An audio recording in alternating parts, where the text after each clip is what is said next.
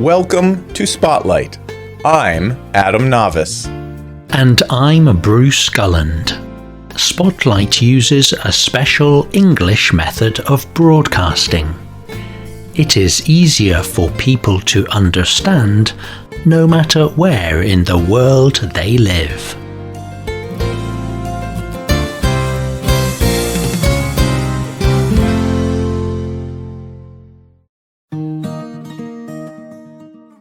How do you fix a community that is broken?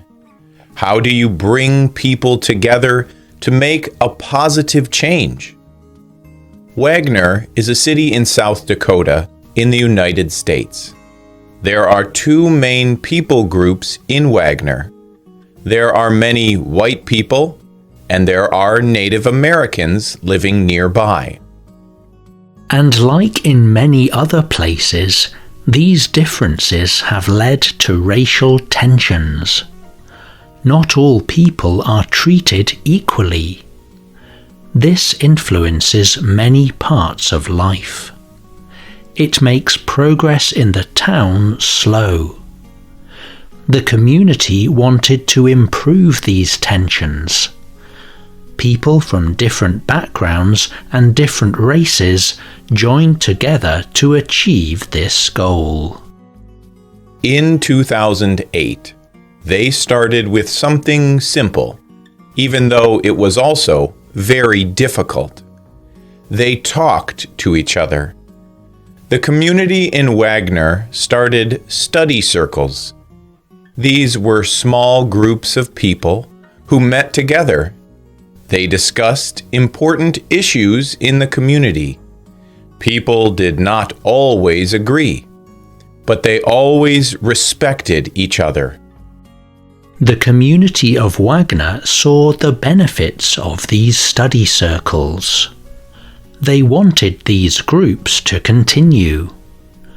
In the groups, they talked about hard issues. They talked about poverty. They addressed how people in the community had hurt people different than them. They wanted to fix this hatred. They wanted to bring more diversity to their city. They wanted to make life better for everyone in their community. They knew it would take time and lots of work. They stayed engaged. Today's Spotlight program is the 8th in a series of 10 programs. In this series of programs, we are looking at 10 ways to fight hate. Hate is powerful enough to damage people and communities. The Southern Poverty Law Center has made this list of 10 ways to fight hate in your community. On today's Spotlight, we will look at the 8th way to fight hate in your community. Stay engaged. Sometimes there is one act of hate that you can fight against. There is one rally or one hateful person, but usually hate runs deeper. You may have to work for a long time to get rid of it. This Spotlight program is about how to fight hate when the problem is too big or too deep to go away quickly. Big problems like discrimination and racial hatred may take a long time to heal. People must work hard to get rid of hate in their communities. That hard work may take a long time. People must look toward the future. The Southern Poverty Law Center, or SPLC, says that planning for your community's future is important. Every community has problems. But when people do not look at or deal with the problems seem bigger. they become more difficult to solve, and the future of the community looks frightening. This is especially true with the problem of hate in a community. So the SPLC encourages communities to stay engaged. That is, it is important that communities do not give up in the fight against hate. They must plan for the community's future.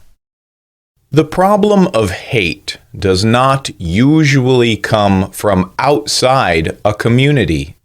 Instead, hate begins inside a community.